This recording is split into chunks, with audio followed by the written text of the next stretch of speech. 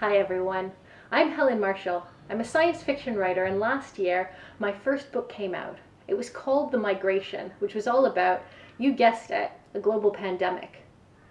So science fiction writers can be awfully good at guessing some things about the future. So for example, it was a science fiction writer named William Gibson who first coined the term cyberspace. And Star Trek gave us the inspiration for mobile phones. So in this lesson, I'm going to help you guys do exactly that. For your challenge, I've asked you to write about unboxing some flashy, wonderful bit of new technology 1 year after lockdown.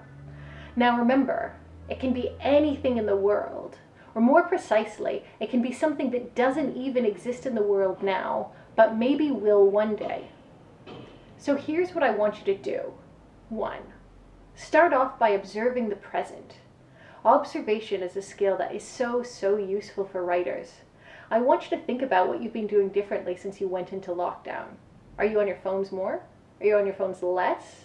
Are you doing chores differently, or your homework, or seeing your friends? Now, what do you wish you could do? See, technology always exists to fill a gap.